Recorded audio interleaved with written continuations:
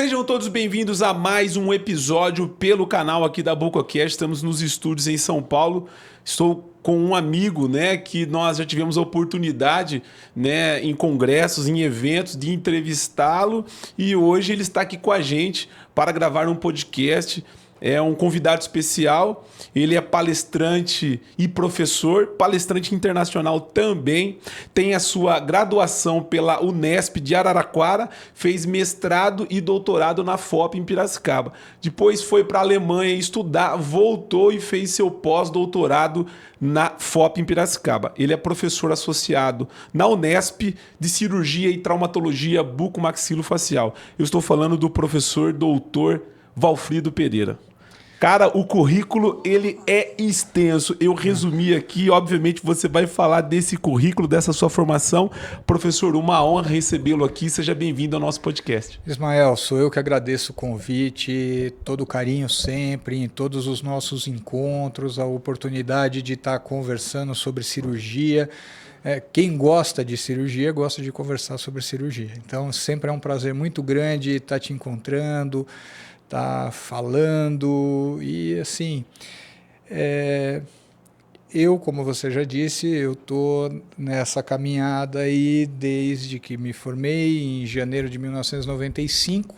Eu me formei em Araraquara, fiquei por lá fazendo estágio. Depois, na minha época, quem gostava da área didática, que pensava em virar professor universitário, normalmente, ao invés de procurar uma residência, procurava direto uma pós-graduação. E isso aconteceu comigo.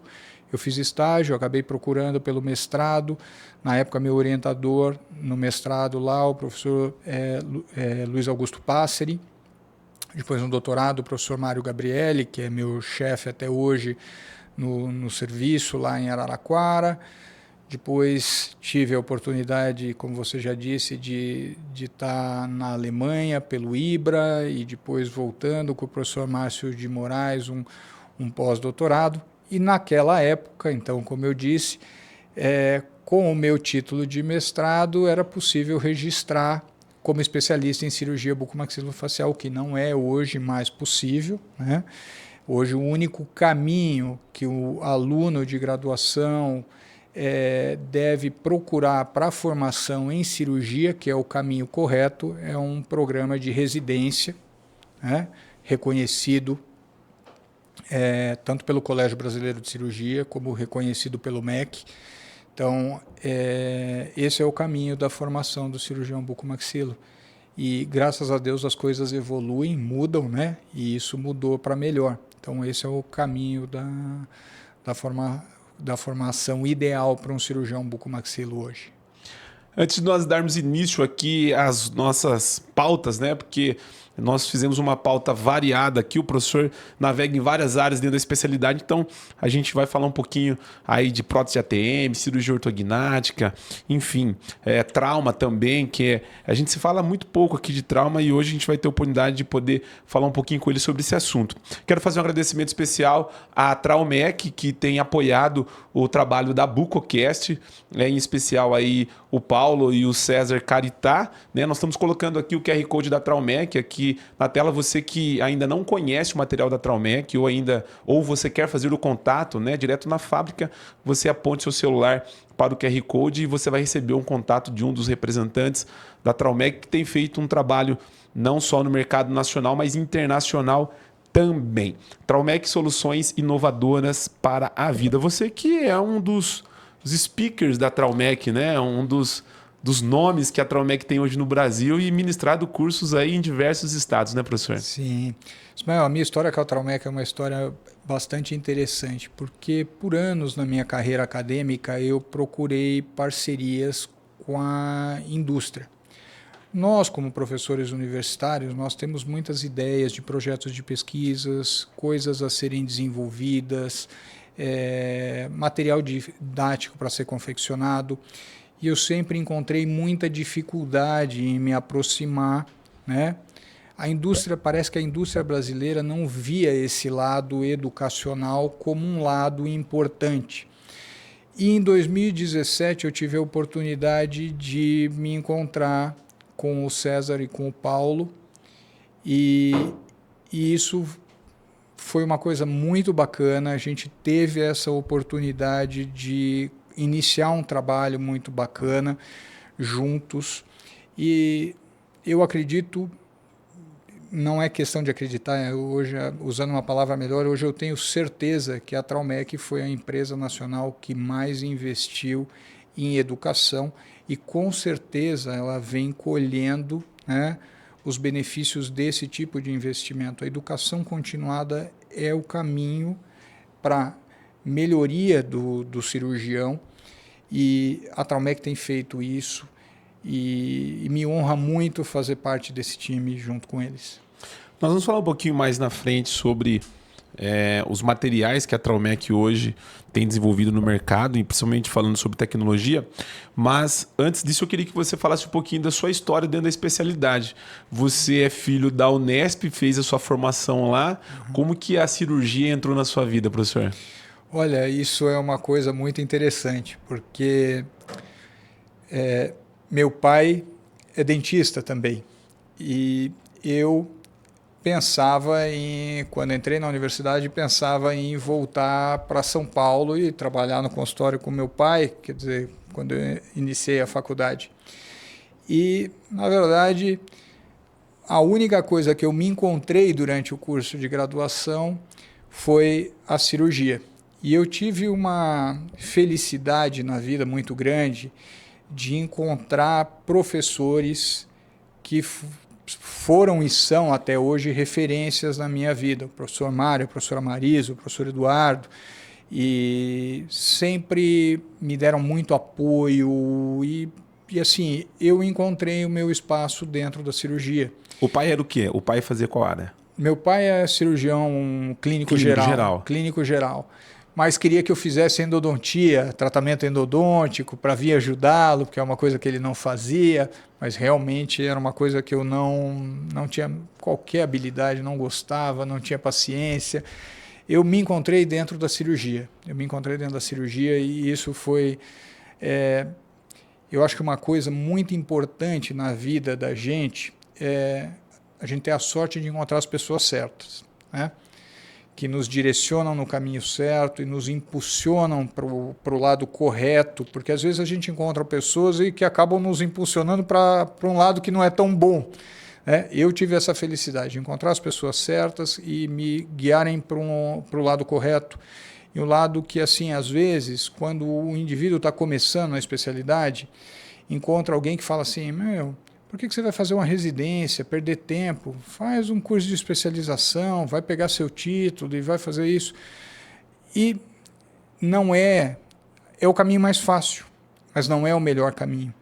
Eu tive a oportunidade de encontrar pessoas que falaram: olha, você vai trilhar esses caminhos, não serão os mais fáceis, mas esse caminho vai te guiar para um caminho, vai te levar num resultado melhor no final do teu trajeto. Então, eu tenho sempre que agradecer isso. Esse lado seu acadêmico veio de quem? O pai também tinha esse lado de aula? Para quem que você puxou, professor? Olha, eu vou falar para você que, assim, meu pai não tem qualquer tino para lado acadêmico, não foi familiar esse lado acadêmico.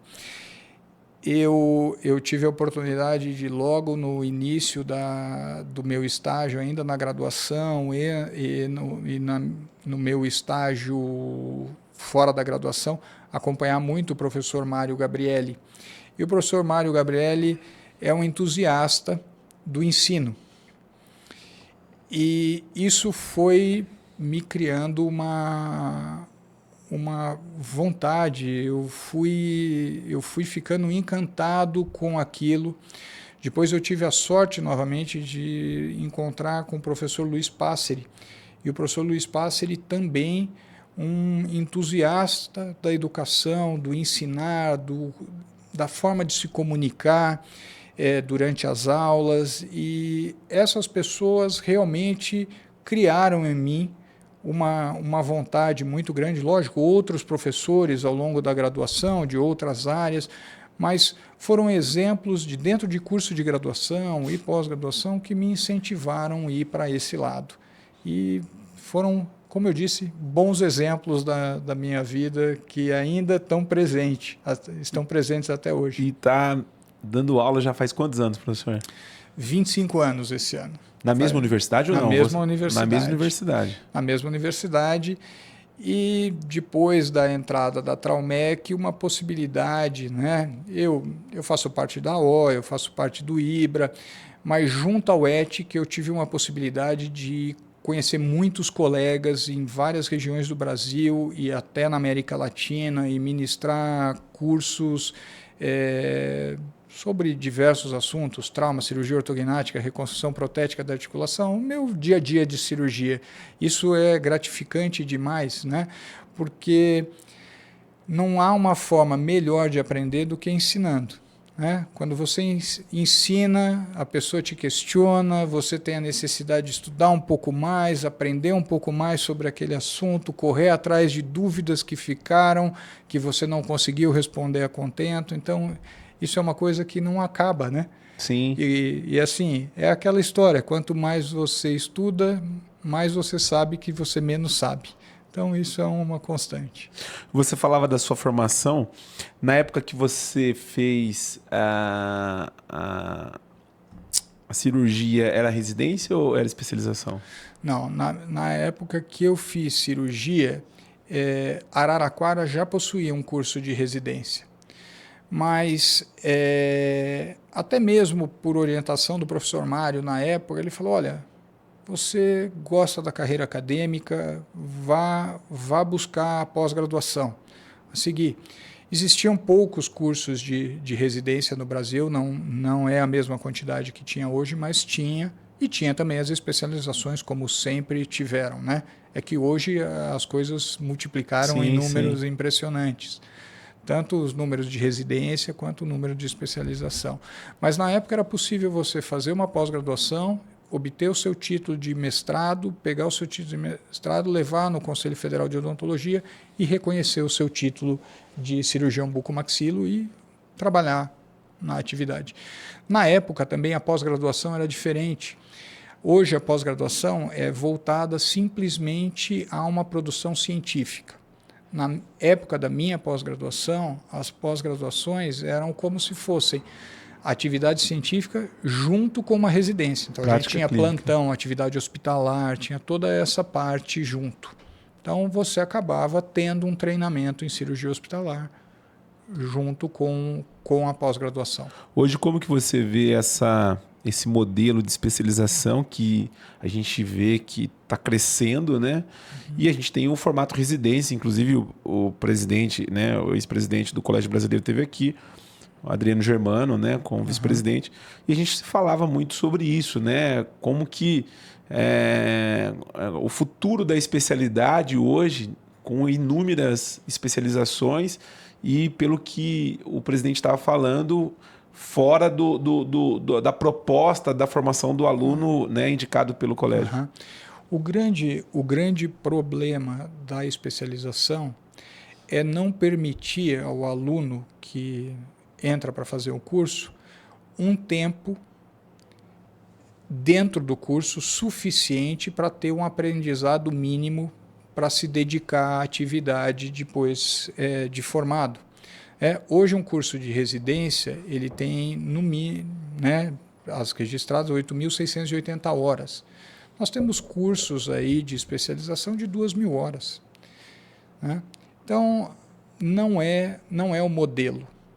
O modelo ideal de formação para o cirurgião bucomaxilofacial é a residência em cirurgia e traumatologia bucomaxilofacial, onde ele vai ter oportunidade de ter contato com a traumatologia, com a deformidade, com o tratamento da deformidade de face, com as patologias de ATM, com patologias, com grandes reconstruções. Esse é o caminho. Esse é o caminho. Entendo que a oferta da especialização é tentadora, né?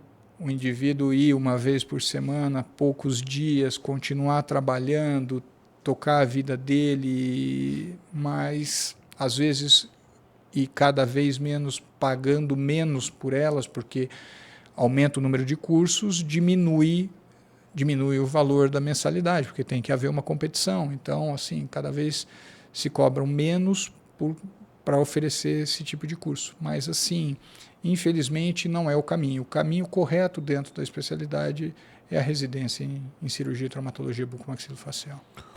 Professor, a gente percebe que hoje a formação do aluno da graduação é muito importante. E a gente tem algumas referências no Brasil, como Unesp, FOP, USP. Como você avalia essa graduação, já que hoje nós temos inúmeras faculdades, no decorrer da carreira desse profissional? Olha só, Ismael, hoje, com certeza, ainda dentro das universidades estaduais e federais, nós temos os bons cursos de odontologia do Brasil. Lógico, há cursos privados bons, né? O aluno tem que procurar, saber escolher. Uma boa formação dentro da odontologia vai permitir esse aluno ter condições de prestar uma boa residência, fazer uma boa prova de residência e adentrar num curso de residência em que ele vai ter a oportunidade de ter uma formação adequada. Então, lógico, ter uma graduação adequada é importantíssimo no processo. Ter uma formação ideal assim, dentro da odontologia é um passo importante para buscar a tua especialidade depois, seja ela qual for, né? Mas se for cirurgia, é importante também. Nós tivemos o Ortog recentemente, que inclusive nós que organizamos, né, juntamente com o professor Flávio Ferraz e o professor Eduína, o tema do Ortog era experiência clínica versus ciência e área científica, era algo desse tipo. Não lembro exatamente o tema. E a gente vê que já passaram alguns colegas aqui que está buscando a formação para se tornar um cirurgião bucomaxilofacial e para fazer cirurgia ortognática. Não quer hospital, não quer trauma, ele quer se especializar em cirurgia ortognática. É possível, de repente, esse cirurgião entender que uma especialização e acompanhar uma equipe de cirurgia que tenha volume de cirurgia ortognática, dê a ele um embasamento, uma capacidade de ele se tornar um bom cirurgião? Ou você entende que a residência, as 8.000 horas, o trauma, isso também é importante para que dê uma base para ele lá na frente? Como que o senhor enxerga isso, professor? Excelente pergunta. Eu quero deixar aqui também um abraço para o professor Eduína e para o Flávio, parabenizar por sempre essa iniciativa do Ortog, que é um evento excelente de cirurgia ortognática. Então, deixar aqui um abraço e um parabéns sempre por essa organização para eles.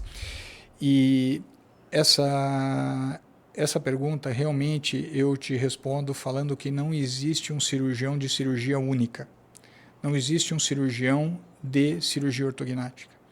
O que existe é o cirurgião e traumatologista bucomaxilofacial.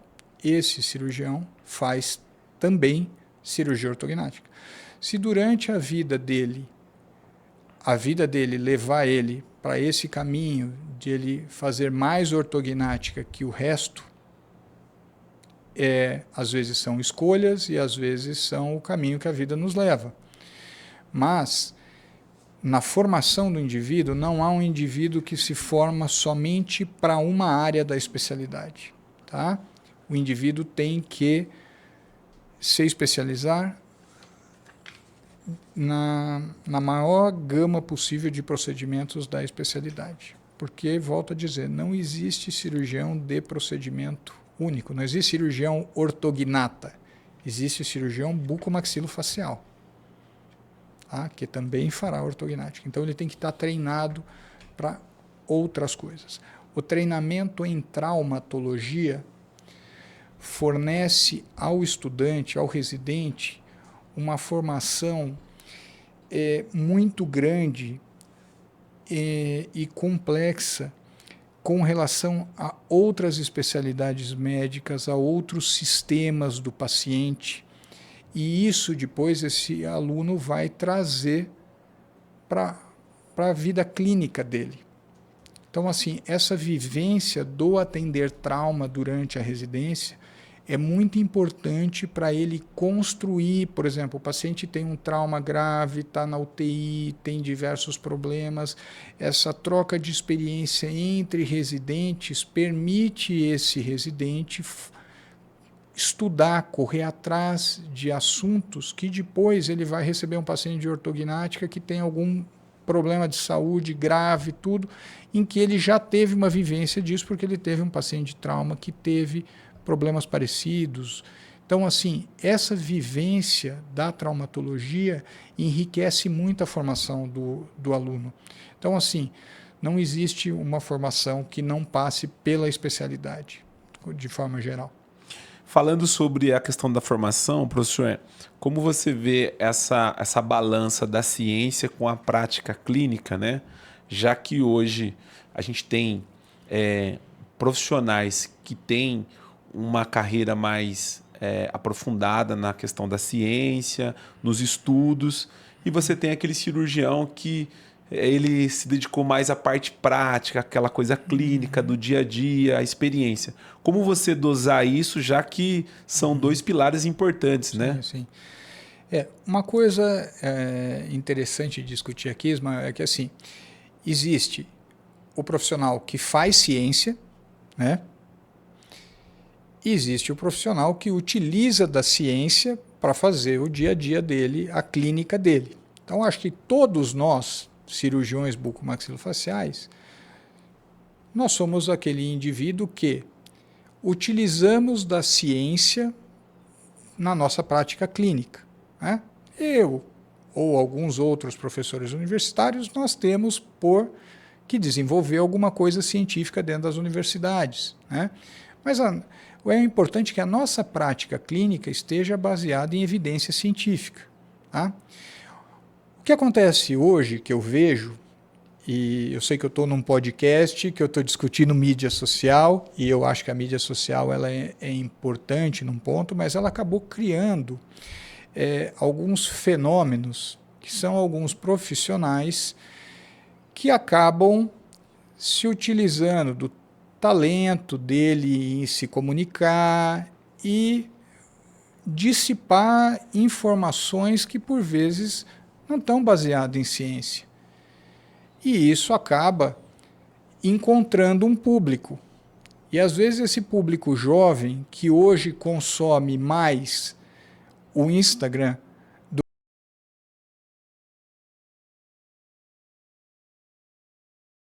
que não é científica, que não tem uma base científica. Então, o que eu posso alertar para esse pessoal, para esses residentes, para esses estudantes de graduação? Olha, o caminho para buscar a informação científica está em eventos da especialidade, está em livros de cirurgia bucomaxilofacial, está nos jornais, tanto do Colégio Brasileiro de Cirurgia quanto das outras entidades. É aí que a gente deve procurar o conhecimento científico e buscar sempre eventos em que a discussão científica tem um nível elevado, né? Eventos em que sejam apadrinhados por entidades de confiança, né? Entidades de classe de confiança, é por aí que a gente deve buscar as coisas. Antes, para você poder publicar algo ligado à especialidade e que te desse um respaldo, você tinha que procurar os órgãos, né, que são referências dentro da especialidade, como você citou aí, entidades, mídias, jornais. E hoje ainda continua sendo assim, mas a rede social deu livre-arbítrio para escreverem o que quer, falar o que quer, e muitas das vezes isso acaba repercutindo, né? Veja só. Por exemplo, eu elaboro um artigo científico, vou enviar para uma revista. Normalmente, os meus pares, que são outros colegas com a mesma especialidade ou especialidade próxima, geralmente 3 outras pessoas, a depender do tipo de revista, vão analisar aquilo e verificar, olha, essa metodologia foi correta, esses resultados encontrados estão corretos, isso aqui, se todos concordarem, aquilo vai ser publicado. Na mídia social, isso não existe. Na mídia social, a informação é passada à frente. Então, assim, a mídia social muito boa. Eu consumo mídia social com pessoas que eu já encontrei em congressos, que eu sei o potencial científico dessas pessoas e que é sempre bom você estar antenado nelas, porque tem muita coisa que elas publicam na mídia social a todo momento e você pode aprender a todo momento com eles. Mas é importante saber escolher, né, o que você vai consumir na mídia social. Mas para o indivíduo que está se formando, né, que está ainda a boa leitura de livros, textos, isso é fundamental, até para que ele crie um conhecimento, para que ele saiba, quando ele encontrar aquela informação, se aquela informação é realmente uma informação adequada para ele, né? Então ainda não existe outro caminho que não seja sentar ali e se dedicar à leitura. Você recebe muitas perguntas de alunos questionando algo de internet. Professor, isso aqui é verídico, isso é verdade? Normalmente na graduação. Na graduação, hoje é uma geração que eu vejo, até pelo meu filho, eu tenho um filho de 21 anos, assim, que consome muito conteúdo de mídia social. Então, na graduação, normalmente a gente se depara, professor, eu vi um professor que tem uma técnica dele, daí você vai ver, a técnica não é dele, né? Ele está descrevendo uma técnica, está até adequada a técnica, está muito bem feita, mas o aluno consome como se fosse a técnica do fulano de tal, né?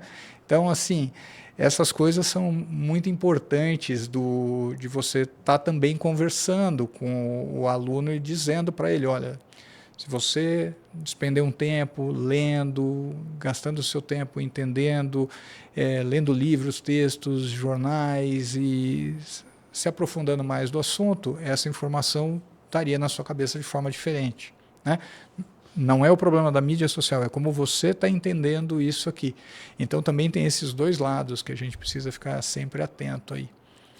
Professor, na sua formação como cirurgião bucomaxilofacial, você pegou algumas fases, né, da bucomaxilo, algumas mudanças, né, no sentido de tecnologia e avanços, né, há quase 3 décadas aí. Como que era o início lá da bucomaxilo quando você começou, né, comparado com os dias de hoje, que esses alunos, né, têm uma tecnologia a favor, internet e tudo mais. Me conte um pouquinho lá de como que era a luta do bucomaxilo no começo. Olha só, Ismael, essa pergunta é muito interessante, porque eu peguei a bucomaxilo já bem mais fácil do que quem veio antes de mim pegou. Fio de aço, por exemplo.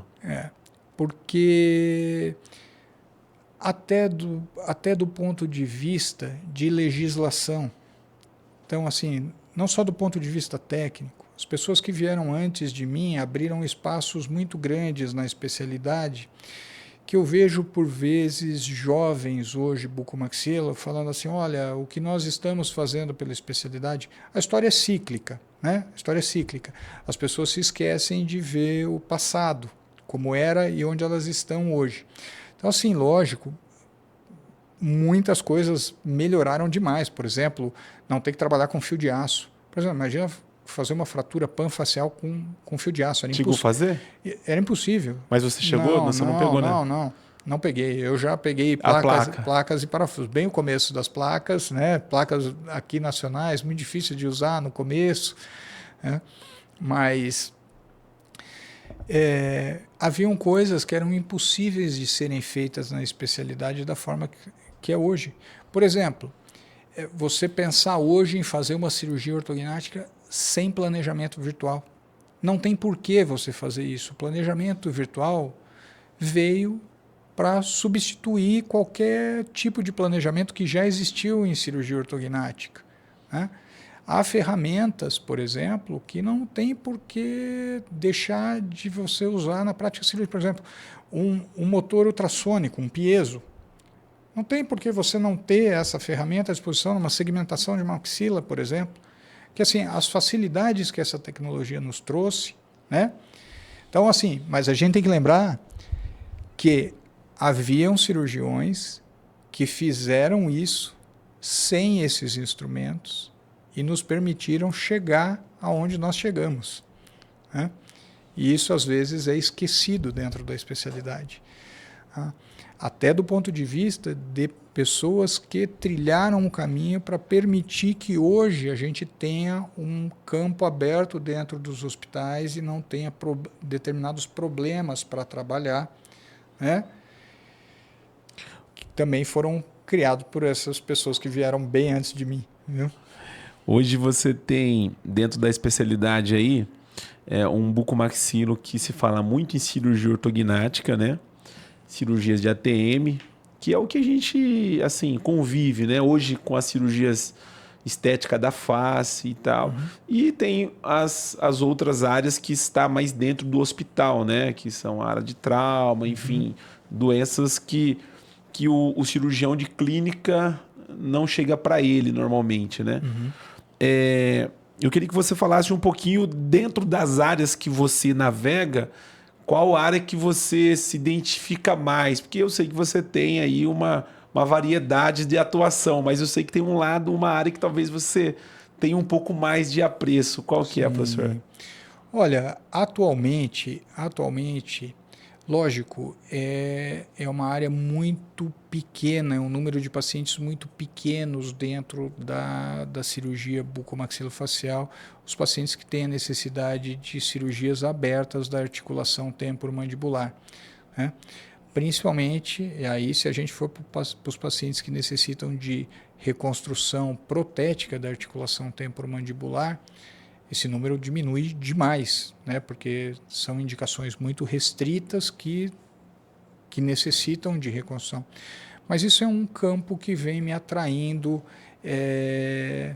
mais recentemente dentro da especialidade, né?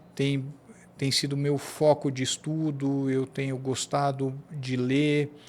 O professor Luiz Mercury, ele tem um grupo na internet em que pelo menos uma ou duas vezes por dia ele manda uma série de artigos relacionados ao assunto e nos permite uma discussão, leitura, discussão de casos. Então isso tem sido alguma coisa que tem me atraído a atenção. Mas lógico, eu sou um professor de curso de residência.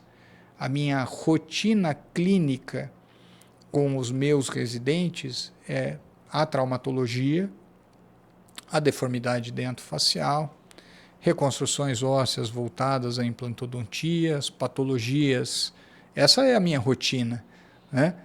Agora, a exceção, normalmente, são as reconstruções protéticas da articulação temporomandibular. Mas, assim, se eu for te dizer do assunto que hoje eu tenho gostado de estudar, até para me aprofundar, para saber mais, tirar mais dúvidas que eu tenho a respeito de coisas que eu vou lendo, são sobre as reconstruções protéticas da articulação. E que, de fato, é uma área que você encontra poucos profissionais dentro da especialidade que domina essa área, né? Comparado com outras áreas, né? Olha só, a reconstrução protética da articulação, ela não é um procedimento novo dentro da especialidade. Sim. Mas, assim, se nós pensarmos aí nos últimos 25 anos, ela evoluiu muito, né? Ela passou por uma transformação muito grande e os resultados começaram a ser promissores. E tem muita coisa ainda que nos gera dúvidas, né? E eu acho que assim, é um assunto que me interessa bastante. Até eu tive a oportunidade de ajudar a Traumec. Eu vou aproveitar para falar da Traumec porque... Perfeito, nosso parceiro aqui. É uma parceria. Então, assim, na época da construção da prótese, né, eu também pude, do ponto de vista de consultor científico, dar os meus palpites, discutir alguns caminhos a serem seguidos. E nós fizemos uma discussão muito bacana a respeito disso. Tanto é que eu não tenho dúvida que a prótese da Traumec é uma das excelentes próteses da articulação temporomandibular nacionais do Brasil, né? Eu posso até falar que é a melhor, mas daí assim, vai falar, mas ele é consultor científico, tem os seus porquês. Mas assim, eu acredito no trabalho que nós fizemos junto e realmente é uma prótese que eu acredito bastante. Hoje nós temos entrevistado vários cirurgiões, né? E o que a gente encontra de depoimento com relação à Traumec é que o nível de material, tecnologia, né, que a Traumec investiu, né, na especialidade não deixa a desejar em nada com o que tem no mercado internacional. Sim, né? sim.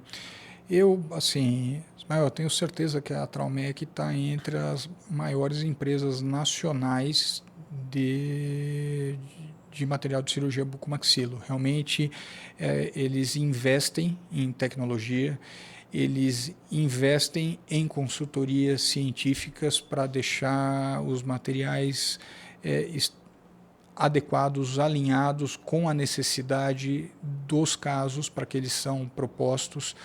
E realmente, quem não conhece a Traumec, fica aqui o Paulo César Gui, que me perdoe, o meu convite feito a quem não conhece, ir lá conhecer e ver realmente como é construído os materiais para serem utilizados em cirurgia bucomaxilo e nas outras especialidades que eles trabalham com uma qualidade realmente diferenciada. É engraçado você falando, porque eu tive a oportunidade de entrevistar alguns cirurgiões que tiveram lá na fábrica e é muito assim, eles vêm à fábrica, né, para conhece a marca da Traumec e por congresso, mas eles saem de lá assustados, né, do tipo assim, cara, eu imaginava, mas não sabia que tinha uma estrutura que dava, né, ao cirurgião toda a proporção, né, que a fábrica oferece. Recentemente, agora nós estivemos lá e eu não tinha entrevistado ainda, né, o pessoal depois que saiu da fábrica. E as pessoas não sabiam nem o que falar da fábrica e foi bem interessante isso. Foi muito bacana, porque recentemente num evento da Dinâmica, sim, lá, sim. O pessoal que teve a oportunidade de estar lá na fábrica realmente estava, assim, o feedback que me deram é que eles estavam encantados vendo os materiais serem feitos, né, como eram feitos, a tecnologia, a discussão com os engenheiros e realmente isso se traduz em segurança para o cirurgião. Né? Isso se traduz em segurança para o cirurgião, porque o cirurgião quer ter a segurança de estar colocando o melhor no paciente. Eu acho que esse é o sentido. Paciente acima de tudo, né? Paciente acima de tudo sempre. Tudo é pelo paciente. Então, isso você, quando conhece a empresa e tem a certeza que a empresa também acredita nisso, o ponto mais importante. Não, eu acredito que nenhuma marca consiga, por maior que seja, se não tiver um material que atenda a necessidade do paciente, ela não consegue se manter no mercado. Sim, sim, sem sombra. Não tem dúvida, né? Professor, falando sobre próteses de ATM, que é uma área que eu sei que você ministra cursos, dá aula, enfim, a gente vai falar um pouquinho sobre esse tema. Eu tenho um pouquinho de dificuldade de entender esse mundo das próteses de ATM. De repente, se tiver alguma pergunta aqui que saia um pouco do contexto, você me corrige. Mas eu queria que você falasse com relação à cirurgia ortognática, por exemplo, quando você vai para um procedimento e, de repente, você tem ali alguma placa ou algum material que você precisa, de repente, manusear na hora e tal. Eu não sei se as próteses te dão essas chances, né, na hora da cirurgia, já que você tem as próteses de estoque e a customizada, que ela já vem pronta. Uhum. Eu queria que você falasse dos benefícios de você ter hoje um material customizado, mas já que a realidade do Brasil, até onde eu saiba, são as próteses de estoque, né? Mas eu queria que você falasse sobre isso. Olha só, Ismael. Quando a gente pensa em cirurgia ortognática concomitante a uma reconstrução protética da articulação, nós deveríamos sempre estar pensando numa prótese customizada ou personalizada. Tá? Eu entendo que a realidade financeira dessas próteses seja algo realmente dentro do Brasil.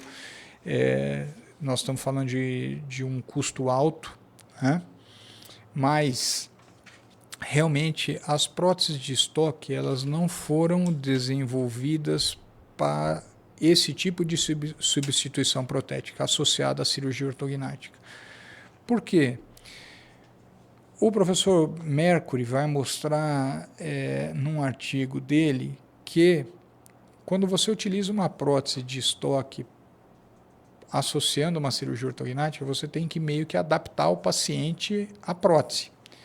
Então, às vezes, você tem que desgastar a cortical do ramo para essa prótese poder conseguir entrar um pouco mais dentro da mandíbula e assentar na fossa. E isso você vai criar uma instabilidade na hora de fixação. Isso pode afrouxar essa prótese ao longo do tempo. Ah, mas aí a gente vê uma coisa completamente errada, mas que nós vemos nas mídias sociais, aí gente publicando, a pessoa põe uma prótese de estoque e faz uma osteotomia sagital do lado da prótese de estoque e fixa. Pronto. Agora ela acabou de gerar mais um ponto de instabilidade dessa prótese, que é a fixação da sagital, porque enquanto não consolidar, aquela prótese está solta ali. Então, na verdade, a verdade é uma única verdade, que as próteses de estoque elas não foram pensadas para casos em que tem uma cirurgia ortognática concomitante. As próteses de estoque elas são pensadas para casos assim, há uma anquilose, tive um trauma, fraturou o côndilo, evoluiu num adulto, evoluiu com uma anquilose, eu preciso fazer uma substituição, a mandíbula não vai mudar de posição. Tem problema fazer com uma prótese de estoque? Vai ser difícil? Vai ser difícil. Tem problema? Não, não tem problema. Provavelmente você vai terminar com um bom resultado. Agora, eu tenho um paciente que teve uma anquilose, eu já fiz 10 cirurgias para tentar resolver aquela anquilose. Exagerando, né? Vou operar e vou tentar pôr uma prótese de estoque agora. Fiz já vários enxertos ósseos. Não vai dar certo com uma prótese de estoque, porque aquele ramo tem tanta alteração anatômica que não tem como você assentar corretamente aquela prótese. Então, a indicação de prótese de estoque, se a gente pensar muito bem, estoque ou de prateleira, como quiser chamar, são casos muito limitados, muito pontuais. E pensando na cirurgia ortognática, sempre com próteses personalizadas. O paciente que normalmente se submete a uma cirurgia de prótese bilateral, esse paciente ele sempre vai passar por uma ortognática ou não? É mais comum esse paciente que tem um problema numa prótese que você precisa fazer bilateral, ele vai passar por uma ortognática? Como que é isso, professor? Isso vai depender do caso. Se a patologia articular bilateral que o paciente tem levou ele a ter uma deformidade dentofacial, essa substituição protética vai estar associada a uma cirurgia ortognática. Entretanto, se essa patologia não levou esse paciente a ter uma alteração na posição da mandíbula, o que é menos comum de acontecer, né? Geralmente há uma alteração da posição. Então, geralmente, pelo menos vai substituir e vai avançar a mandíbula. Vamos dizer aqui, em 10 casos, quantos casos você teria que ter aí? Normalmente, nessas patologias bilaterais da articulação, a maior parte delas envolve uma deformidade dentofacial. E você acaba tendo que mudar a posição da mandíbula ou da mandíbula, da maxila e do mento junto. Então, assim, raramente são os casos em que você simplesmente substitui a articulação e deixa onde ela está. Esses casos geralmente são casos de anquilose, que o paciente é adulto, teve uma fratura, por exemplo, teve uma fratura de sínfise mandibular e côndilo bilateral, não fez fisioterapia, anquilosou, mas a mandíbula está na posição, a oclusão ficou boa e esse paciente tem que substituir as articulações. Às vezes isso é possível fazer sem cirurgia ortognática, só substituindo, colocando as próteses na mesma posição que a mandíbula estava, né? Uma vez indicado a cirurgia ortognática juntamente com a prótese, você faz a cirurgia separado ou você faz junto? Não, no mesmo momento. No mesmo No mesmo momento. momento. E No mesmo qual que é momento. a razão? Porque nós tem quem diz em fazer separado. Eu queria que você falasse um pouquinho Não. sobre isso. Sim. Se o paciente tem indicação de corrigir uma deformidade dentofacial e fazer uma substituição protética da TM, normalmente isso será feito no mesmo momento cirúrgico. A gente vai fazer um planejamento virtual. Em cima desse planejamento virtual será construída as próteses personalizadas. A cirurgia sempre se começa pela mandíbula, sempre uma cirurgia com customizado, sempre uma cirurgia que tem um material personalizado começa pelo material personalizado. Então, assim, no caso das próteses articulares, né, as próteses ATM, é uma cirurgia que vai começar pela mandíbula. Se ela for bilateral, vai começar bilateralmente pela substituição da prótese. Se ela for unilateral, nós vamos fazer prótese de um lado, osteotomia sagital do outro, vamos fixar a mandíbula na posição intermediária e depois vamos colocar a maxila em cima.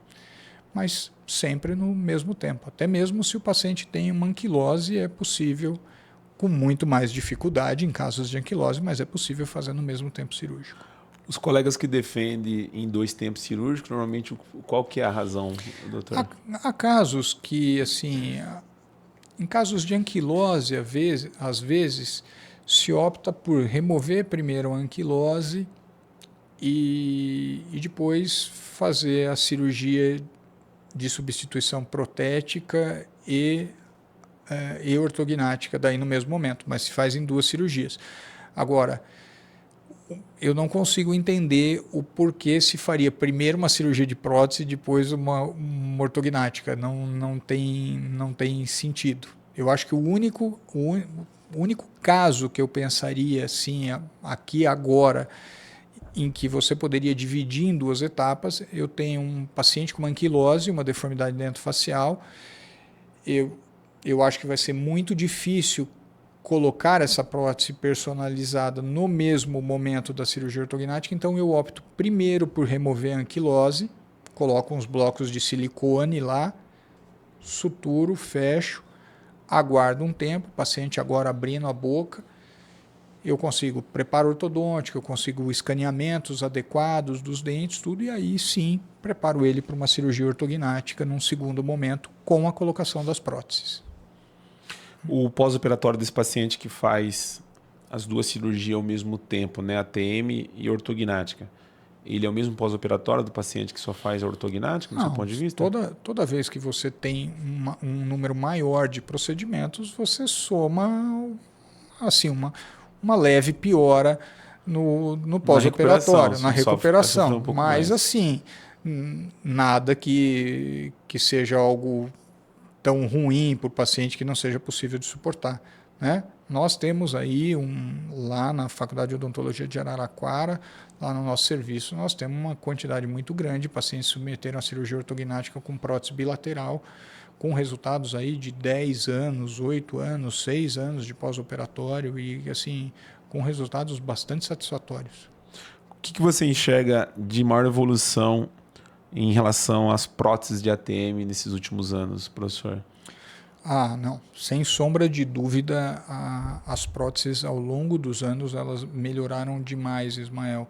A personalização, a forma em que o polietileno é preso à fossa, a qualidade do polietileno hoje possivelmente enriquecido com vitamina E, que permite que os debris que soltem no tecido tenham menos fenômeno de oxidação, os softwares que permitem a personalização dessa prótese, a fidelidade dessa personalização, a forma que isso fica adaptado ao ramo, tudo isso vai permitir uma longevidade dessas próteses muito maior.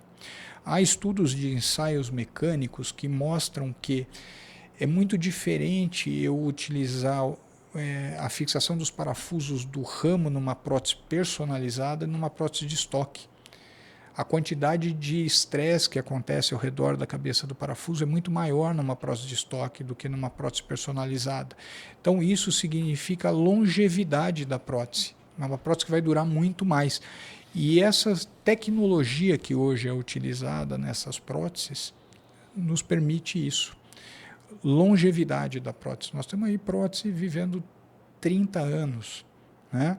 Então, se você pensar que a maioria dos candidatos para a prótese são pacientes acima dos 40 anos, nós estamos falando em pacientes aí, por enquanto, ficando com elas até os 70 anos. Né? Então, isso é uma coisa... E assim, essas comparações sempre são baseadas em literatura de próteses coxofemorais, próteses de joelho, em que é muito diferente de uma prótese ATM, em que a sobrecarga é muito menor. Então, assim, provavelmente elas durem muito mais ainda. E isso é um ponto benéfico, né?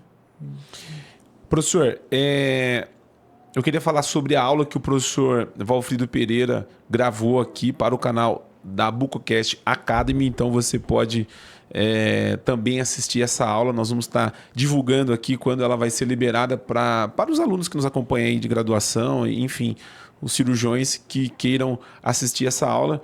Eu quero fazer meu agradecimento aqui ao professor Valfrido Pereira por ter colaborado com a Bucocast Academy e preparar essa aula aqui para a gente. Bom, sou eu que agradeço o convite, a oportunidade de gravar para o Bucocast Academy. Foi uma aula que falou a respeito da substituição protética da articulação temporomandibular conjuntamente com a cirurgia ortognática. Uma aula pequena, aí, de uns 20 e poucos minutos, em que eu tive a oportunidade de abordar os principais pontos ligados à necessidade da substituição protética e como fazer isso quando a gente tem uma cirurgia ortognática associada e também quando essa substituição é unilateral, as preocupações que nós devemos ter. Eu acho que vale a pena assistir, nem se for para falar que não gostou. Nós vamos disponibilizar o link para vocês aí da aula do professor Valfrido Pereira e você deixa o seu comentário lá ou as suas dúvidas também que vai chegar até ele com certeza. Professor, na sua aula você falava sobre esse tema e você falava sobre os guias que é utilizado os guias cirúrgicos de prótese. Você utiliza dos guias? Olha só, Ismael, eu gosto muito de utilizar guia. Eu acho que facilita demais a instalação da prótese, né? Porque os guias foram construídos para levar a prótese na posição planejada. Eu sei que tem muitos colegas que não gostam, com a justificativa que eles podem fazer acessos um pouco menores para fazer as osteotomias, não tendo que colocar os guias, mas realmente os acessos que nós fazemos para a colocação dos guias não ficam tão maiores e os guias facilitam demais. Resumem o tempo cirúrgico, diminuem o tempo cirúrgico e levam uma maior precisão na instalação. Então, eu particularmente gosto bastante de utilizar os guias. Os guias cirúrgicos em prótese ATM surgiu desde quando, professor? Sempre existiu ou não? Eles sempre existiram, os guias de corte. Depois, com o tempo, passaram a guias de corte e perfuração. Então, normalmente, esses guias de corte e perfuração, principalmente em casos de anquilose, nos permitem levar a mandíbula na posição planejada, independente da colocação do guia oclusal. Então, é uma facilidade muito grande mesmo. E eles foram descritos, os guias de corte e perfuração foram descritos mais recentemente. Eu não vou me recordar exatamente a data do artigo, mas eles foram descritos principalmente para anquilose, mas hoje eles são utilizados para a grande maioria dos casos. E a Traumec tem feito os guias de corte e perfuração e eu tenho utilizado eles de rotina e posso dizer que assim, a posição pós-operatória da prótese comparada com a do planejamento, ela é quase perfeita. Então, vale muito a pena. Hoje, a nível mundial, quem são os nomes de referência em cirurgias de prótese ATM no mundo? Eu acho que da cirurgia de prótese, como a gente conhece hoje, a gente deve isso a duas pessoas. Ao professor Larry Wolford e, sem sombra de dúvida, ao professor Louis Mercury. Eu acho que esses dois grandes nomes que nos trouxeram até onde a gente se encontra hoje na reconstrução protética da articulação temporomandibular. A realidade hoje desse procedimento, falando contra 30 anos atrás, como que era feito essas próteses, professor, antigamente? Essas próteses elas não tinham personalização, tá? Elas tinham problemas no início de serem metal contra metal, a fossa era de metal também, e isso soltava uma quantidade de partículas muito grande de metal no tecido. Então, elas tiveram uma evolução muito grande a passar como elas são hoje, de parte de titânio na fossa, preso o polietileno, a forma que o polietileno imbrica na parte de titânio, isso é muito importante, isso é patente das empresas, cada uma tem a sua, mas de antemão as próteses que têm forma de gaveta ou parafusos de fixação para o polietileno da fossa, elas têm um problema muito grande, elas não são interessantes. E a forma do ramo, os metais utilizados, isso passou por um processo de evolução muito grande para chegar onde chegou, né? E hoje nós temos próteses também para pacientes que têm alergia a metais, né? Que elas são próteses que são de titânio comercialmente puro, praticamente polietileno e titânio comercialmente puro. Não tem as outras ligas metálicas que os pacientes podem ter alergia. Então, isso também nos ajuda na reconstrução. Lógico, a indicação de prótese já é uma indicação muito restrita. Dos que necessitam e que são alérgicos, é mais restrita ainda. Mas existem esses pacientes e hoje nós temos como fazer também.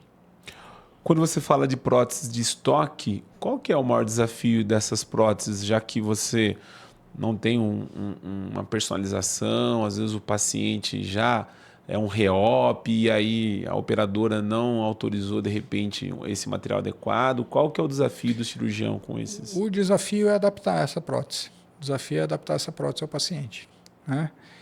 Porque às vezes vai envolver muito desgaste ósseo no ramo, não vai ter uma estabilidade adequada, por vezes ela vai ter que ficar muito inclinada. O que eu sugiro para o colega que necessita colocar uma prótese de estoque porque não conseguiu de outra forma é que ele tenha um planejamento virtual, e isso, por exemplo, vou aqui novamente citar a Traumec faz esse tipo de planejamento para colegas que necessitam instalar uma prótese de estoque, em que ele já vai com o tamanho da fossa ferida, com o tamanho do ramo adequado, com a inclinação, com guia de perfuração. Então, a instalação facilita demais, né? As áreas de desgaste necessárias, porque é um trabalho de escultor. Você tem que adaptar o paciente àquela prótese. Vai envolver uma série de desgastes. Então, assim, se você tem um planejamento virtual, guias de desgaste, guias de perfuração, a inclinação correta daquela prótese, tudo isso facilita bastante. Professor, hoje dentro da sua formação aí como cirurgião bucomaxilofacial e como professor também, obviamente você tem todas as áreas, né, da especialidade aí no seu dia a dia, né? Uhum. E a gente fala muito pouco aqui de fraturas, né, de traumas de face, enfim. A gente tem uma pergunta que a gente faz para todos os colegas que passam por aqui. Eu queria perguntar para você também, dentro das fraturas de face, qual que é a fratura mais desafiadora de você devolver aí para o paciente essa reconstrução, né? A palavra certa seria a qualidade de vida desse paciente. Olha só, a fratura mais desafiadora para um cirurgião bucomaxilofacial é a fratura nasoetimoide orbitária, na minha opinião, que a tipo 2 e a tipo 3, com grandes deslocamentos, essa é você devolver o ligamento cantal medial na posição correta, a projeção nasal na posição correta, os contornos orbitários corretamente. E normalmente essa fratura está sempre associada a mais fraturas. Então, ela está associada a fraturas panfaciais. Então, eu posso te dizer que a fratura mais desafiadora para um cirurgião é uma fratura panfacial, que é uma fratura que envolve 2 ou mais terços faciais, associada a uma fratura naso-órbito-etimoidal. Essa é, sem sombra de dúvida, uma das fraturas mais desafiadoras para um cirurgião bucomaxila. É a fratura mais indicada aqui, a mais complexa.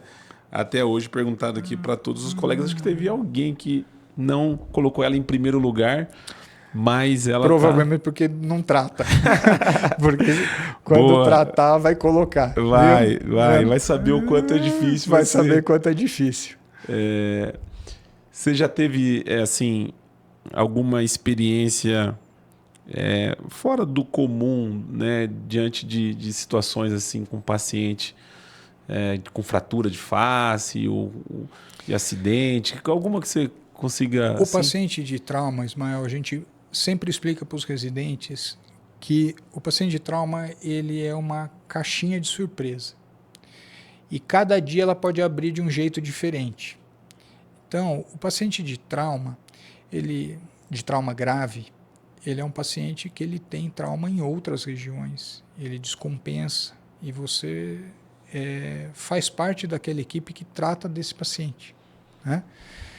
Então, saber acompanhar esse paciente, saber olhar para outros sistemas além da face, se preocupar com as entrelinhas, né, os detalhes, procurar por lesões oculares na hora do trauma, num trauma que envolva o terço médio, procurar por lesões neurológicas nesses pacientes, porque todo mundo vai encontrar alguma coisinha nesses traumas graves associada.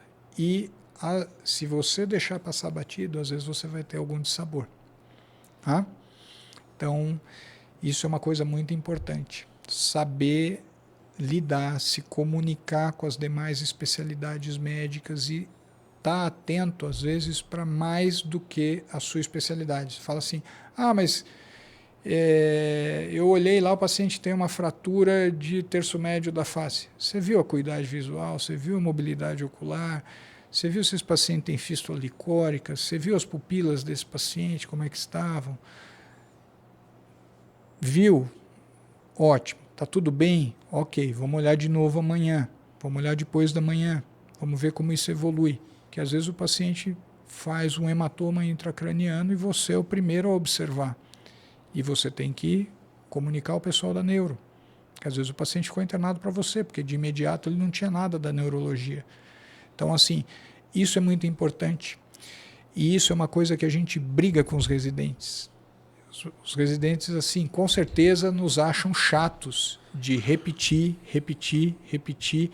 porque o processo de aprendizado é um processo de repetição. E repetir da forma correta, você vai levar para a sua vida. Então, é assim que a gente faz. E sim, a gente encontra pacientes, por exemplo, que durante a pandemia eu tive um paciente que tentou suicídio. Ele já não tinha visão de um olho, porque ele já tinha perdido a visão de um olho. Ele se atirou de bicicleta contra um muro de concreto, fez uma das piores fraturas panfaciais que eu tratei. Sim, envolvia diversas fraturas em todos os terços. E quando ele deu entrada na UTI, depois do atendimento de emergência, eu notei que ele tinha algum problema visual no olho que ele tinha visão. E esse paciente teve um descolamento de coroide que depois a oftalmologia percebeu, e esse paciente hoje está fazendo curso de Braille, ele é cego, se recuperou, fez um tratamento psiquiátrico, se recuperou, virou pai recentemente. Mas, assim, são coisas que você não pode deixar passar. Você precisa comunicar. Às vezes o intensivista, o médico que está lá, ele tem vários pacientes para ver, várias coisas para fazer, e às vezes são detalhes tão pequenos que ele não consegue estar junto a todo momento. E você, como especialista, tem que estar atento a isso. Professor, eu queria que você falasse com relação à escola do trauma, né? Hoje a gente percebe que o profissional da cirurgia ortognática, e a gente vê os cirurgiões ortognáticos, vamos dizer assim, né, os especialistas, que não teve uma formação na escola do trauma, né? O quanto isso você enxerga que é importante para esse profissional que quer se tornar um especialista em cirurgia ortognática? Excelente pergunta, Ismael. Veja só, primeiro não existe cirurgião ortognata, né? O que existe é cirurgião bucomaxilofacial. O cirurgião bucomaxilofacial tem que ser treinado na especialidade e a traumatologia é uma parte, assim, uma das partes importantíssimas dentro da especialidade. Lógico, geralmente a traumatologia está associada ao SUS e aonde os recursos financeiros são menores.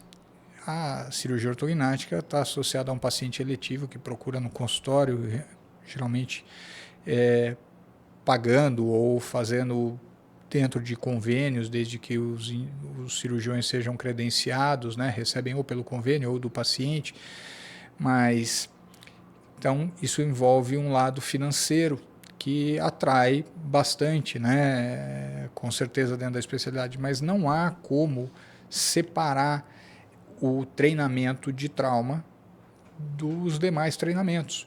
Um paciente que não treina em trauma é um paciente que não treina para complicações. Um aluno. O aluno, o indivíduo, o cirurgião que está treinando para traumatologia, ele está aprendendo a resolver problemas e que vai ajudar na cirurgia ortognática dele. Tá?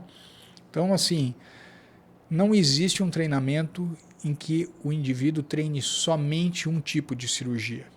Não há. Isso não existe. O que existe é um treinamento em cirurgia bucomaxila, onde o indivíduo vai treinar traumatologia, deformidade de face, vai treinar as patologias, entre elas as de ATM.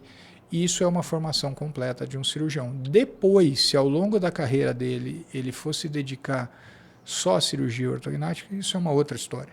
No treinamento ele tem que ter sido treinado para toda a especialidade. Hoje você entende que a cirurgia ortognática é a cereja do bolo da bucomaxilofacial, no sentido de o aluno buscar a formação por conta da cirurgia ortognática ou não? Lógico, lógico. Hoje, sem sombra de dúvida, a cirurgia, tudo que tem um apelo estético, hoje tem muita busca, né? A cirurgia ortognática, ela é uma cirurgia que ela é funcional, mas ela também é estética. Então, isso tem um apelo muito grande. O paciente busca demais. O cirurgião bucomaxilofacial é o melhor cirurgião para tratar esse tipo de patologia da deformidade facial. Então, assim, não há outro. Tem que ser com o cirurgião bucomaxilofacial. Então, e isso, como eu te disse, envolve um lado financeiro, que o trauma não envolve. Então, lógico, todo mundo quer buscar o seu lado financeiro e vai buscar a parte da cirurgia eletiva. Da mesma forma que hoje tem muita gente buscando a parte de cirurgia estética da face, porque isso envolve um apelo grande e também uma parte financeira que vem com ela. Hoje a gente percebe que a gente tem um número de cirurgiões bucomaxilofacial muito grande dentro da especialidade que não faz a cirurgia ortognática. O porquê? É difícil a cirurgia ortognática, professor, de fazer esse procedimento? Não. Eu acredito que assim, a maior parte do cirurgião bucomaxilo trata da deformidade dentofacial, porque isso faz parte dos cursos de residência em cirurgia bucomaxilo. O treinamento em correção de deformidade dentofacial faz. Para mim é uma surpresa muito grande ver que assim, um número muito grande não faz. Volto a dizer que nós temos um problema de formação no Brasil, que são os cursos de especialização, que muitas vezes são superficiais e assim não permitem que o cara desenvolva porque não teve muito contato, né? Mas dentro dos indivíduos formados dentro de serviços de residência, credenciados no colégio, no Conselho Federal e no MEC, eu acredito que todos eles tenham um treinamento adequado para realizar a cirurgia ortognática. Hoje a gente tem alguns cursos que nós organizamos em cirurgia ortognática e a gente recebe uma frequência muito grande. A gente tem cursos com 8 alunos, 10 alunos. cirurgiões de mais de 10 anos de formação que ainda não faz a cirurgia ortognática, no sentido de começo, meio e fim, de terminar, né? Normalmente tem um cirurgião junto e tal, e a pessoa tem ainda, falta aquela confiança de fazer o paciente ali do começo ao fim. Percebe-se que existe uma curva aí bem acentuada para você fazer esse procedimento, né? Olha só, vamos voltar lá na formação. Isso é um problema de formação do cirurgião bucomaxilo. Então, eu acredito que o que nós precisamos, na verdade, no Brasil é fortalecer a formação no formato da residência. E esse indivíduo ser adequadamente treinado. Porque eu posso te dizer a minha experiência com os meus ex-residentes. Todos os meus ex-residentes saem habilitados a seguir uma cirurgia ortognática do começo ao fim, e quase todos os nossos ex-residentes lá de Araraquara hoje coordenam serviços em grandes hospitais no Brasil ou trabalham em clínicas privadas, têm seus pacientes privados, sejam privados ou de plano de saúde, e realizam cirurgia ortognática do começo ao fim. Então, eu acredito que o que falta exatamente é uma formação adequada. Tá? E depois correr atrás é mais difícil. Então, veja, você está falando de pessoas que 10 anos depois estão tentando correr atrás para fazer. Então, a falta daqueles 3 anos de formação adequada faz ele correr 10 anos depois atrás do resultado e às vezes não consegue, né? Apesar que hoje nós temos bons cursos aí, Brasil afora, com treinamento em cadáver, que ajudam bastante, né?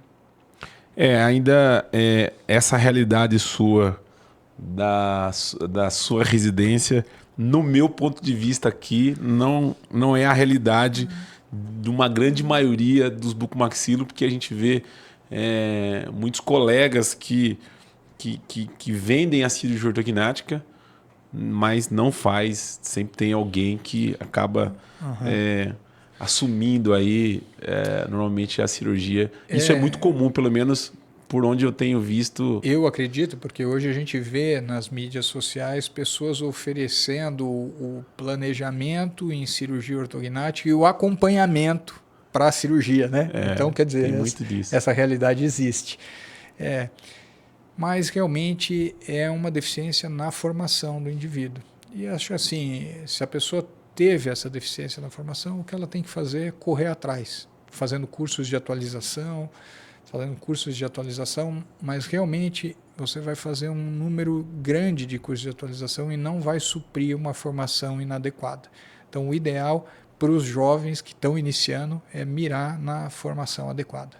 É o começo, né? É o começo. Professor, quando nós falávamos de cirurgia ortognática com cirurgia de próstata ATM, você falava por onde começar a cirurgia, você dizia que nesses casos você começa pela mandíbula, né? Quando nós falamos de cirurgia ortognática, por onde você começa a sua cirurgia? Depende de cada caso.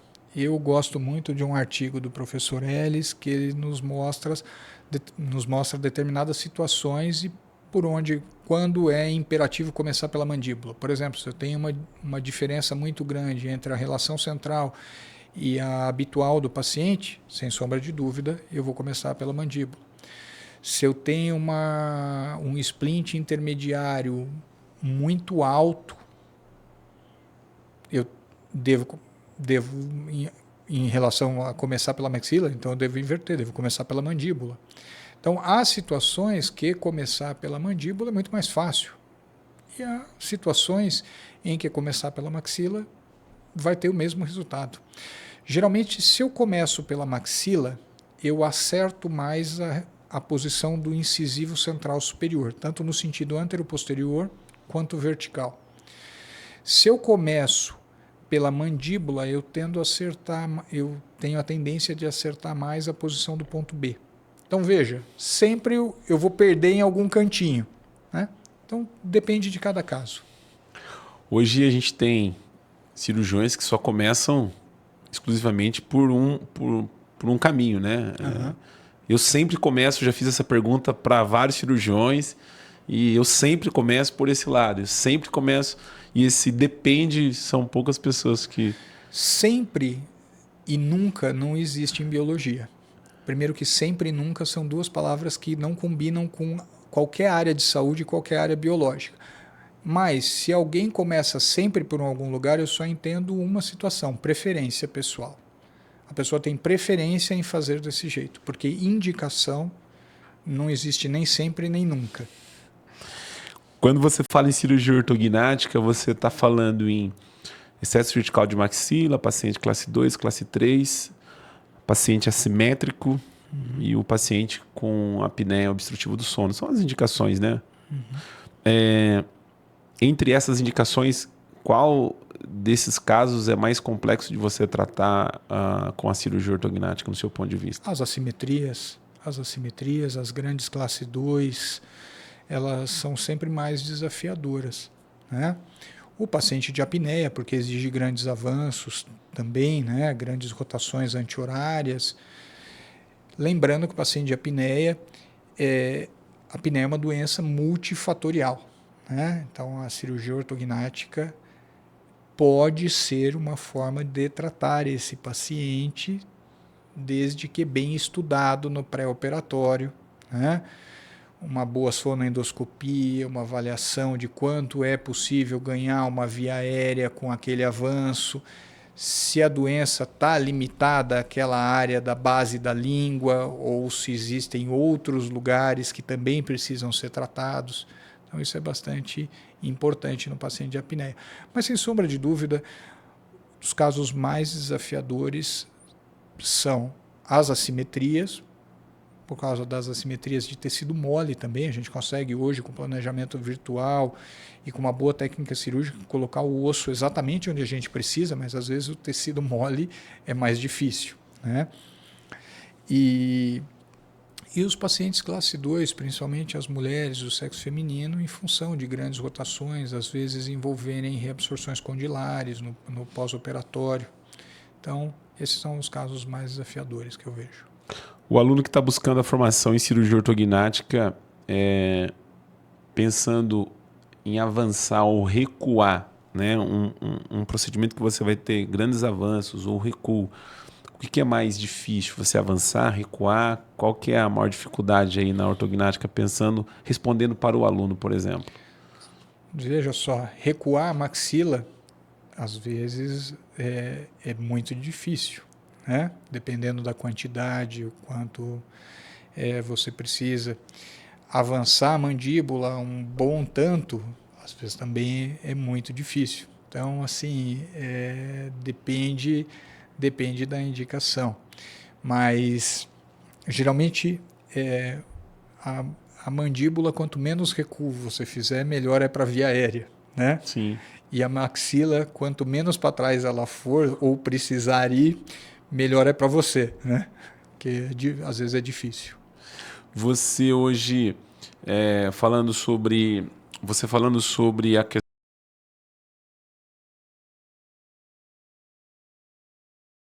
nós tivemos um congresso lá no Nordeste, ele é do Chile, se não me engano, e ele falava sobre quando você faz ortognática com placas customizadas. Existe uma diferença quando você tem esse tipo de material com relação por onde começar, professor? Sim, sim. Se você tem um material customizado, você tem que começar por onde o customizado foi feito. Então, por exemplo, se eu tenho uma prótese articular customizada, eu tenho que começar pela mandíbula. Uma prótese de ATM customizada, eu tenho que começar pela mandíbula. Se eu tenho uma placa da maxila customizada, eu tenho que começar pela maxila. Outro tempo atrás, numa discussão, num grupo com o professor Luiz Mercury, um cirurgião perguntava se tivesse uma prótese bilateral de ATM customizada e uma placa de maxila customizada, por onde ele deveria começar? E eu gostei bastante de uma resposta que teve. Ele falou, olha, você não deveria ter essas duas coisas customizadas, porque alguma coisa não vai encaixar perfeitamente, né? Mas, na dúvida, começa pelas próteses de ATM, mas o ideal é que fizesse a maxila sem customização. Quando você tem muita customização, normalmente O planejamento virtual, apesar de ser muito preciso, ele não consegue levar exatamente as coisas com aquela precisão milimétrica que está no computador, a gente não consegue fazer ela na hora da cirurgia. Então, pequenas diferenças podem acontecer, né? Então, um exemplo de customização que é bastante problemática são placas customizadas de ortognática para mandíbula, para osteotomia sagital da mandíbula. Por quê? Às vezes, na hora do planejamento cirúrgico, eu estou com o côndilo numa determinada posição. Aí eu levo o meu paciente para anestesia geral, o paciente está relaxado, o côndilo muda de posição, e aquele avanço que eu planejei, por exemplo, fica menor do que é necessário. Então, numa cirurgia ortognática, por exemplo, às vezes é interessante você, numa simetria, por exemplo, você customizar a maxila, fazer com placas convencionais a sagital e customizar a mentoplastia. Que a mentoplastia e a maxila, os customizados realmente facilitam muito. Uma placa customizada de maxila, por exemplo, te garante que a posição, o vertical da posição posterior da maxila seja preciso, que é muito difícil de você fazer sem um material customizado. Cirurgia ortognática minimamente invasiva.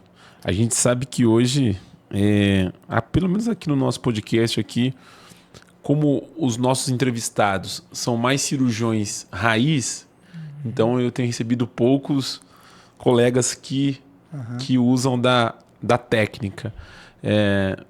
Eu não perguntei, mas o que me parece, se eu não estiver errado, você é um cirurgião raiz. Mas eu queria que você falasse sobre isso, se você já teve a oportunidade de aplicar técnica, o que você acha da técnica, eu queria que você falasse sobre isso. Olha só, não sei se eu sou raiz, eu gosto bastante das modernidades da cirurgia, mas realmente não é uma técnica que eu advogo e faço com frequência, né? Eu acho que todos os meus colegas vão concordar que toda vez que a gente intervém num paciente, a gente tenta ser o minimamente invasivo, né? Eu já tive com o Orion e o BL no curso dele, já tive o ano passado com o Suene, infelizmente só não tive ainda com o Jonatas, mas acho que todos eles trabalham de forma excelente na técnica e todos eles têm os méritos dele em realizar os procedimentos dentro da técnica minimamente invasiva. Eu acho que os pequenos acessos, mais do que pequenos acessos, menos descolamentos, foi uma das coisas muito vantajosas que essa discussão da minimamente invasiva trouxe para a cirurgia ortognática, o descolar menos. E todos os cuidados que envolvem o pós-operatório, né? As fisioterapias, o kinesiotape, o gelo no pós-operatório, tudo isso veio a acrescentar. Mas eu continuo pensando que há determinadas situações, há determinados procedimentos em que, por exemplo, um grande avanço de apneia, um grande avanço de maxila, onde você precisa pôr placas, enxertos em blocos para calçar essa maxila, você precisa ter acessos às vezes um pouco mais amplos e fazer isso vendo mais, né? E eu tenho tentado trabalhar, tentando somar essas duas coisas aí, né?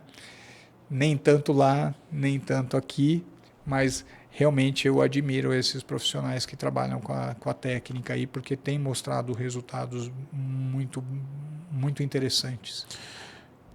Cirurgia ortognática benefício antecipado, né? É um tema assim dentro da especialidade, né, da cirurgia ortognática e que também tem opiniões diferentes, né? Eu queria que você falasse um pouquinho sobre o benefício antecipado. Benefício antecipado, você precisa ter certeza que realmente você está trazendo um benefício para o paciente. Eu acho que há poucas situações em que realmente um benefício antecipado traria um benefício antecipado para o paciente. Eu acho, além disso, que o benefício antecipado é ortodontista dependente. Você precisa ter um ortodontista que tenha uma visão de planejamento virtual, tenha softwares à disposição para planejar a posição pré-operatória, pós-operatória, e saiba manejar muito bem com isso para você chegar num resultado favorável, né? Mas volto a dizer que o benefício antecipado ele é benefício para uma parcela muito pequena. Por exemplo, uma garota classe 3 de 14 anos que terminou o crescimento, está com um problema psicossocial muito grande e que realmente você amenizar o tempo, diminuir o tempo do preparo pré-operatório, operar ela mais precocemente e depois finalizar, isso realmente antecipa um benefício. Mas para a grande maioria dos pacientes, isso não é uma verdade, né? E você acaba, às vezes, tendo problemas a depender de como esse preparo foi feito. Então, eu realmente não pratico o benefício antecipado, então também não posso te acrescentar muito a respeito disso. Quando você fala em cirurgia ortognática e benefício antecipado, você entende que há um benefício nisso, né? O nome já diz, né? Sim, sim. Não pode ser um malefício antecipado, tem que ser um benefício antecipado, né? Então você tem que saber de onde você vai sair, aonde você vai chegar realmente, e isso realmente você precisa ter um time bem treinado. E o ortodontista que prepara esse paciente tem que ter uma visão de planejamento de setups virtuais muito importante para que você chegue no final realmente com esse benefício que você planejou. Parece que quando a gente fala aqui de benefício antecipado, a maior parte dos cirurgiões tem esse mesmo ponto de vista, né, com relação à questão do benefício. Preciso saber se o ortodontista tem esse mesmo ponto de vista no sentido de... Olha, com os que eu trabalho, que são os professores lá da minha universidade, eles não veem benefício nesse benefício, né? E o outro ponto é a gente saber o benefício para quem, né? Porque, teoricamente, o benefício antecipado teria que ser para o paciente, né? Quem será que colocou quem que lançou o benefício antecipado dentro da cirurgia ortognática? Precisa encontrar quem foi que lançou, viu? Na verdade, o termo em inglês surgery first, né? Ele vem de um passado distante em que às vezes era surgery only, não era nem first, né? Porque faltava depois toda a ortodontia. E depois veio um pouco de ortodontia associada depois à cirurgia primeiro, principalmente para esses problemas psicossociais de pacientes mais jovens e que terminaram o crescimento, lógico, mas realmente tudo que se generaliza há problema. Tudo que você fala assim, eu só faço desse jeito. Esse é o jeito correto, é o único jeito de fazer. Não existe único. Não existe único, não existe sempre, não existe nunca. Em biologia não existe essas coisas, né? Quem estuda biologia sabe que nunca e sempre não existe. Então, assim, essa coisa que assim, só esse caminho é mais um apelo comercial, um apelo de marketing do que realmente algo que está embasado em ciência. Falando sobre o benefício antecipado, tem algo também que se discute bastante dentro da cirurgia ortognática, que são as cirurgias segmentadas, né? Há quem não faça por questões de risco, né? Já vi cirurgiões dizendo, olha, eu não faço segmentação por conta de infecção, por conta de problemas que pode acontecer, né? Enfim, no pós. Eu queria que você falasse sobre essa segmentação. Você faz segmentação e como que você enxerga a indicação da segmentação de maxila? Não, eu acho que a segmentação de maxila dentro das técnicas cirúrgicas, ela é realmente uma técnica que só tem a acrescentar na cirurgia ortognática. Você tem como resolver problemas transversais, você tem como resolver problema de posição, inclinação de incisivos. E eu acho que ela é uma ferramenta muito útil. O que nós não podemos fazer com a segmentação é banalizar a segmentação dentro da cirurgia ortognática, porque a segmentação embute mais risco ao procedimento. Ela não tem como. Você está segmentando mais, você está diminuindo a vascularização dos segmentos, você está... Então, assim, é um erro você falar para o jovem que está iniciando em cirurgia ortognática que segmentar não tem risco nenhum. É um erro. Tem os seus riscos. Desde que você esteja bem treinado na técnica, ok. Ela vai ter os benefícios a oferecer. Você não pode transformar na rotina. Você não pode, por exemplo, usar da segmentação para diminuir o tempo de preparo ortodôntico. Você começar a segmentar tudo para operar mais rápido os pacientes. Ou, assim, você corrigir problemas de ortodontia à base de segmentação. Não.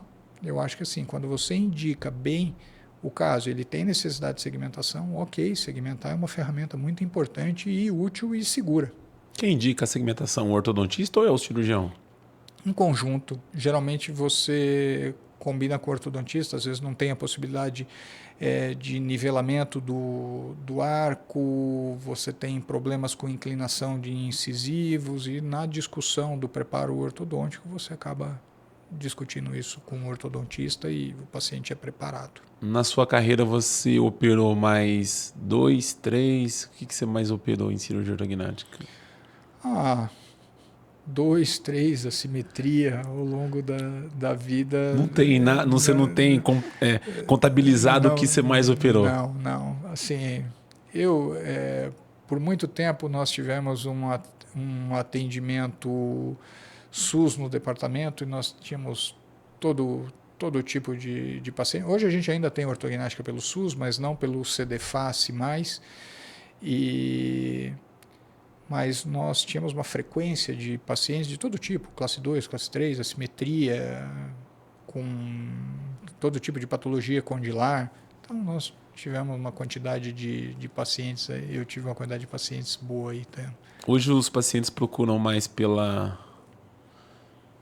funcional ou pela parte estética, doutor? Os meus pacientes ainda me procuram pelo tipo de serviço que nós temos lá dentro da faculdade de odontologia. Eu recebo normalmente pacientes que têm um apelo mais funcional, né? Mas eu entendo que hoje dentro da cirurgia bucomaxilo, o apelo estético é bem grande. A gente vê aí os colegas que trabalham quase que exclusivamente com cirurgia ortognática, que uma boa parte desses pacientes os procuram por apelo estético, principalmente. Hoje, a gente está vendo que a cirurgia ortognática está passando, assim, não digo a cirurgia ortognática, a especialidade está passando por um período, né, um pouco conturbado no sentido de aprovação, operadora, né, autorização de cirurgia, né? Como que você enxerga aí esse mercado, né, no momento que a especialidade está tendo muita dificuldade? Inclusive o presidente esteve aqui, né, o Adriano, falando muito sobre isso. Como que você enxerga esse momento da bucomaxilo, professor? Sim. Olha, eu trabalho no interior do estado de São Paulo. Então, eu realmente posso dizer que eu sou privilegiado nesse ponto, porque as dificuldades são muito menores, né, do que com os colegas que trabalham em grandes capitais, por exemplo, em que esse problema parece ser bastante acentuado. Eu acho que aí tem que ter um equilíbrio de coisas, né? Tem que ter um equilíbrio tanto do lado do cirurgião em realmente verificar em cima do planejamento o que é extremamente necessário para o procedimento, e há que ter um bom entendimento da operadora para que assim, aquilo necessário seja aprovado. Eu acho que o Colégio Brasileiro tem trabalhado, né, nos manuais de OPME aí, ajudando bastante a orientar os auditores, que uma boa parte desses auditores não são da especialidade, outros são, e entender que, né, também se colocar, o auditor que é da especialidade, se colocar no lugar do colega que vai fazer aquele determinado procedimento para entender que realmente aquilo é necessário, aqueles materiais são necessários. Toda vez que a gente tem uma auditoria especializada, as coisas se tornam mais fáceis, né? Porque é uma pessoa que quero crer eu, né, que fica mais fácil, que aquela pessoa entende realmente daquele procedimento e o que é necessário. Então, realmente, se há o que ser cortado daqueles materiais, são coisas que não são importantes. Professor Valfrido Pereira, estamos com 1h30 de podcast. Confesso que a pauta aqui, ela tá... Tem pauta aqui que eu nem abri para a gente discutir, porque você está aqui já há algum tempo.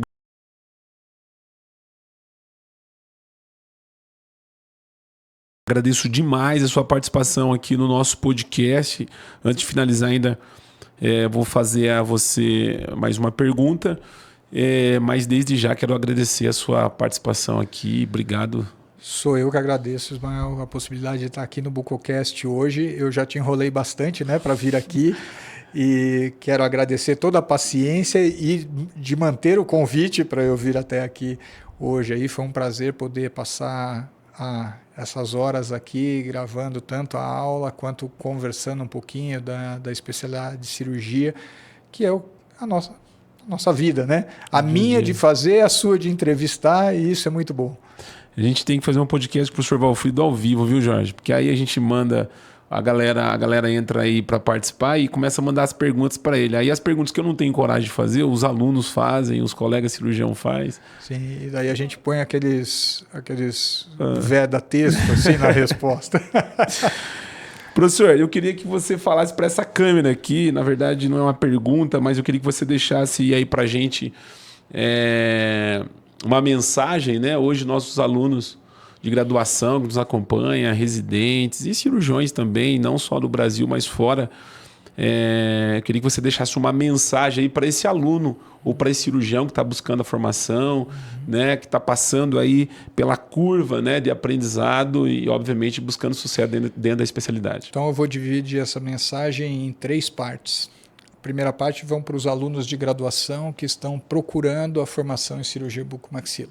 Se dediquem, estudem, entrem em bons cursos de residência, cursos cadastrados no Colégio Brasileiro de Cirurgia, no Conselho Federal de Odontologia e no MEC, para que vocês possam ter a formação correta em cursos de residência. Para os residentes que se dediquem no tempo que estão dentro do curso de residência, gastem tempo lendo, porque não há... curso de residência, ele é um curso muito dinâmico, apesar de ter uma carga teórica. O objetivo é ser um curso prático na sua maior parte da formação e precisa ser uma educação ativa por parte do residente. O residente precisa ler, estudar, gastar tempo se dedicando a estudar durante o curso. E para o indivíduo que já formou, lembrar, e nesse eu me incluo, que nunca acaba. Então, buscar sempre cursos de educação continuada o tempo todo, se dedicar a isso sempre, né? Buscando cursos. Eu vou fazer aqui propaganda do ETIC, que fornece aí ao longo do ano diversos cursos de educação continuada nas diversas áreas da cirurgia bucomaxilo. Procurar, porque a educação continuada é o caminho da boa formação para a gente sempre e da atualização. Última pergunta, você como formador de aluno, como que você vê o futuro da bucomaxilofacial no Brasil, professor? Eu acredito que a cirurgia bucomaxilofacial no Brasil está dentro das grandes especialidades no Brasil, na América Latina e no mundo. Nós temos bons cirurgiões bucomaxilofaciais no Brasil. Nós não devemos nada para ninguém na América Latina, nós não devemos nada para ninguém no exterior. No passado, nós necessitávamos muito de colegas internacionais para suprir as nossas necessidades de aprendizado aqui. Hoje não há. E o que eu quero crer é que essa nova geração que está vindo vai se dedicar tanto quanto todas as que passaram já se dedicou pela especialidade para levá-la cada vez mais à frente. Show de bola. Viu? Já havia gravado um podcast antes ou não? Não, primeira vez. Primeiro podcast? Primeira vez. Cara, top demais. Um prazer imenso, uma honra poder fazer esse podcast contigo. Já disse que o convite já está feito, já falei, né, aqui nos bastidores, para você retornar ainda esse ano. E nós estamos aqui discutindo a possibilidade de a gente fazer aí uma série sobre a história da bucomaxilo. Isso vai ser muito legal. Essa possibilidade é uma possibilidade que a gente conversou algum tempo atrás. Sim. De trazer professores que hoje estão aí em torno dos seus 70 ou 70 mais dentro da especialidade, alguns ainda trabalhando, outros não, e que têm uma história muito importante da especialidade, porque a especialidade ela foi construída ao longo de anos. E às vezes esse jovem que está chegando agora, como diria meu avô, está querendo sentar na janelinha, esquece dessa história. E a história, como a história que a gente aprende no colégio, as outras histórias elas são cíclicas, as coisas se repetem, os acertos e os erros. Ouvir pessoas que já passaram algumas vezes por erros e contornaram eles são importantes para a gente não cair nesses erros no futuro. Então, acho que essa série traz muito aí para essa juventude na bucomaxilo. Estamos fazendo a seleção desses nomes que é a história da bucomaxilo no Brasil, e o professor Valfrido Pereira nos deu a honra de nós fazermos esse projeto junto, e com o apoio da Traumec, com certeza nós vamos trazer esses colegas aí de alguns estados que vai abrilhantar aqui os nossos conteúdos, e vai ser um prazer a gente poder fazer esse projeto junto. Vai ser muito legal, vai ser muito legal. Professor, eu queria entregar para você aqui um mimo personalizado que a Traumec fez aqui pra gente, com o nome do professor Dr. Valfrido Pereira. Tá aqui, mais um brindezinho que eu sei que você tem, o material da Traumec. E aqui, né, eu acho que você nunca recebeu um presente como esse.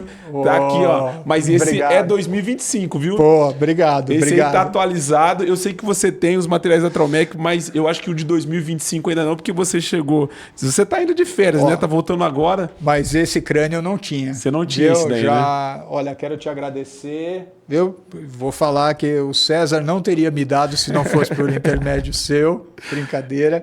Quero agradecer sempre a Traumec, a parceria, né? A Traumec, eu iniciei com a Traumec em 2017 e sempre encontrei neles grandes parceiros para desenvolvimento de projetos. Eles me abriram diversas portas dentro da especialidade para conhecer outros colegas, poder levar um pouco do que eu faço para outros lugares. Então, o César, o Paulo, o Guga, eu já falei para eles e repito sempre a gratidão que eu tenho por essa possibilidade de estar com eles sempre aí ajudando do ponto de vista científico. Nós queremos fazer um agradecimento especial, além do professor aqui, a Traumec, que tem apoiado o nosso trabalho aqui da Bucocast, ao Paulo, ao César Caritá, que tem nos dado a oportunidade de não só também levar esse conteúdo a nível Brasil e exterior também, mas possibilita a vinda de diversos colegas aí que sem a Traumec, com certeza isso não seria possível. Quero deixar aqui já um save the date da Traumec, que você vai estar lá ministrando em Brasília, né? Sim, sim. 21 e 22. Isso é muito legal. Eu, professor Mário Gabriele, professor Sato, Fábio Sato, professora Érica Ramos, a gente vai estar em Brasília, no ITC, 21 e 22 de fevereiro, num curso de cirurgia ortognática e reconstrução protética da articulação temporomandibular. No dia 21, uma parte teórica, e no dia 22, a parte prática em cadáver. Não percam, participem. Tá aí o convite do professor Dr. Valfrido Pereira, uma organização do Ethic Training, que é o projeto de educação continuada do grupo Traumec. Professor, uma honra, obrigado, viu? Obrigado por você ter vindo. Obrigado. Eu que agradeço essa possibilidade de bate-papo hoje. Foi sensacional. Agradeço aí sempre o carinho comigo, nos eventos, onde a gente se encontra. Ismael, brigadão. Gostou do estúdio? O que você achou da nossa estrutura aqui? Sensacional. Viu? Que os colegas, quando sejam convidados, aceitem rapidamente vir aqui ter esse bate-papo aqui. Obrigado, meu amigo. Você que nos acompanha pelo canal da Bucocast, esse é mais um episódio que nós vamos estar disponibilizando logo mais no nosso canal do YouTube. Então você vai ter o podcast aí com o professor Dr. Valfrido Pereira e também uma aula especial que ele fez para nós aqui. Vai estar à disposição de vocês também. Nosso muito obrigado e até o próximo episódio.